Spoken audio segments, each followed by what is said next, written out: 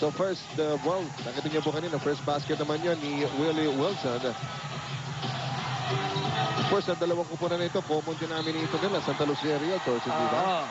Pareho po nilang tinalo yun. Purefoods won by 7 laban sa Santa Lucia 96-89. Ang San Miguel naman nanalo ng 6 puntos o 5 puntos.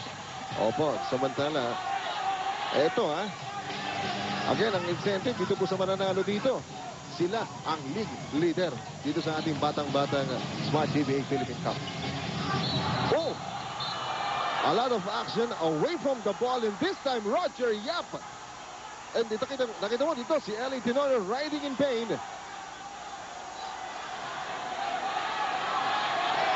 L.A. Tenorio na biglang nalukot dito. Oo, penalty 2. Thrown out ito out of the playing court. Itong si Roger Yap. Big development here, mga kaibigan. Roger Yap thrown out of the playing court. Pero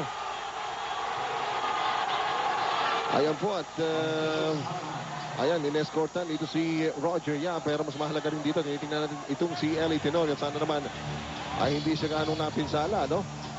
Pagkatapos siya binigyan no? Kaliwa no? Nasik muraan Ayan naman po at alam mo, sa nawala ng hangin itong si L.A. Tenorio. But it's okay. Quickly to put si Austin Dasela. Kumbaga sa boxing na kinokobera natin, ano lang yun Tajut lang. Oo, nakajut. Nakajut lang Pero ito.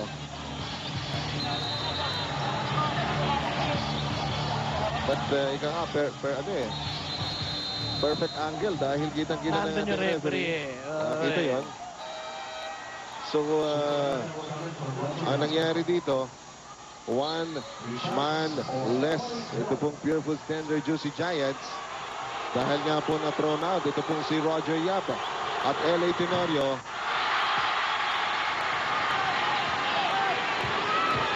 Kumukuha dito ng dalawang technical free throw. Papasok yung pangalawa. That's a big blow para ng Purefoods, Dahil unang-una, veterano itong si Roger Yap. Ngayon, naaasa sila sa rookie na si Chico Lanete sa pagtitimon. So may handicap na ito po si Coach Ryan Gregorio. Tapos Roger Yap, alam mo, league-leading sa steals ito po Purefoods Tender Juicy Giants with 7 steals per ball game, partner, At 3 itong galing kay Roger Yap. Ito, supalpal ang inabot ni Danny Sigel and Mark Fingris kinakarir itong si Danny Sigel. Kinakarir ba? Kinakarir? Oo, ngayong gabing ito. So ito, malaking hamon para dito kay Chico Laneta pagkat mukhang mabababad siya ng husto dito. Wala na ito si Roger Yap. Chico Laneta. Ang daming dribble kasi. Sinabi na ni Ryan ni Coach Ryan, at 2 dribble lang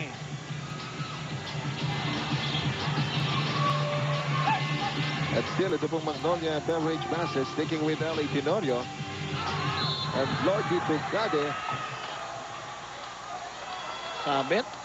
Si James Yap. That will be the 3rd foul itong si James Yap. Teka muna Kirby Raimundo may 3 na kamo. James Yap 3. James Yap may Roger 3. Yap out. Oo. So kung titignan mo, ika nga, doon sa sabi nga nila, may game plan daw sila. Ngayon na-alter yung game plan nito si Coach Ryan Gregorio dahil sa mga developments na ito. Lordy Tugade, double fingers, dito sa ating ball game. Tonto ng Rivera check in for Danny Sigel.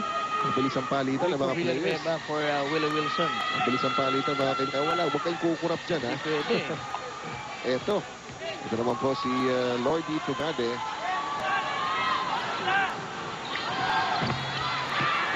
Split.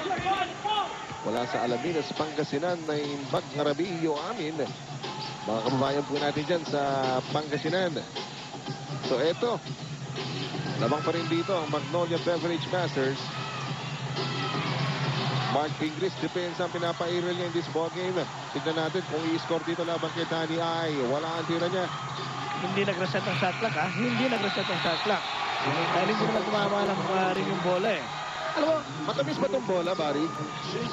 Ha? Bakit Eh, niya? pagtangan ng Pure Foods eh. Parang nilalanggam bigla ng Parang defenders ganun. yung bola yun. Hindi yun Kita eh. mo yun? Kasi nga, etong si Chico Lanete, ang tagal maghanap ng papasahan eh. Ayun. At kaya naman po, eto. Yung depensa na San Miguel, hindi natitinag eh. Kanina bumaba na yung lamang ng Magnolia. Ngayon, balik na naman sa 12 ito. Oh, Lodi Tugade. Dribbling into trouble. Ball tapped out. 9 seconds sa shot clock ng Magnolia.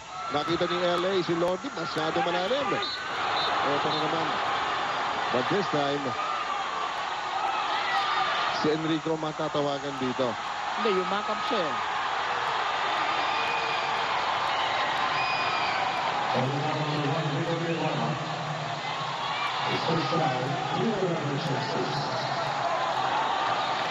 Ang tip namin sa inyo, yung mata ninyo, ilayo nyo sa bola. Oo. Di ba? Ay, ito po, yung abangan nyo sa 33rd season. So, doon naman sa mga... Kung dalawa ka nanonood, yung isa patutok dito sa bola. Ikaw gusto mo tumutok sa bola. Pero a lot of action happening. Malayo sa bola. Tignan mo na si Enrico Villanueva, si Romela Duco, game face eh, no? Samantala, Dondon Ontiveros, una pa lamang ni Dondon Ontiveros. And tonight, dito pong si, alam na, mabanggit lamang natin. Hindi, kasi naman ang pumutok dito si Lodi Tugade. Here's Dondon Ontiveros streaking down court para po dito sa Magnolia Beverage Masters. Lodi Tugade. Wala, ito naman, PJ Simon.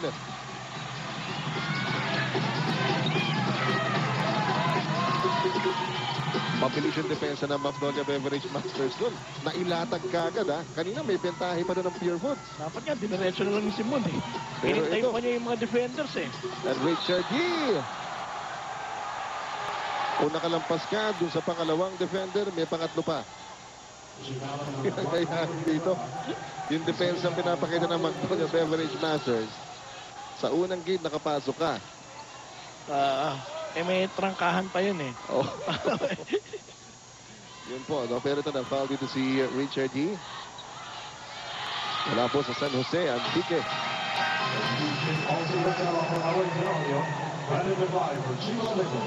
Brandon Cablay, papalitan ito si Chico Lanete. Olson Rosell is back, replacing L.A. Tenorio. Si Cablay will be playing against his former team. 2-4-2 para dito kay Richard Yee. 37-27, 10 ang abante ng Magnolia over Pure Foods with 4 minutes and 50. Kaya lang sinasabi kasi marami rin nakikinig sa atin. Tama yun. Oh, para po dito sa Magnolia, after an almost perfect first quarter. Ngayon po, lamang pa rin po sila dito sa Pure Foods at TJ Giants. Ganda ng Quimeros. Alam, marami pa rin sanay na tumira from yung sa luma nating linya. Hindi na nga eh. Oo, pero iba pa rin tumitira. Old habits. Building violation, tinawag dito kay PJ Simon.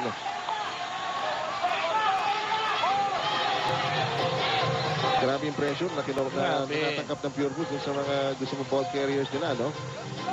Lalo na pag yung Chico Lanete nagdadala si PJ Simon. Buti na nga lang nakakuha sila ng mga rebounds eh. Nag-minutes sa San Miguel. Hindi kasing taas ng percentage sa first quarter. Alright, we have a timeout. Hiningin ng Pure Foods dito. Mga kaibigan, nagkahabol pa rin. Ang Pure Foods TJ Giants. Again, ang mananalo po dito. Sila ho ang solo number. Ang kampionato dito po sa Pure Foods noong 2002. At lagi, well, vintage Ryan Gregorio, lagi niyang tinatawang play ang chances ng kanyang koponan. Kahit na nung nasa UP yan, ganun din eh. Malakas. Talagang sinasabi, malakas na malakas ito mga Magnolia Beverage Masters. Meanwhile, Nasupalpal yun. Tumama sa tuktok. Pero 4 seconds lang ito. mabilis ito, ha? At si Mark Pingris po magto-throw-in para dito sa Pure Foods. Bitaw ka agad. Brandon, alam mo ba ang oras? Initsa na lang. Ang layo.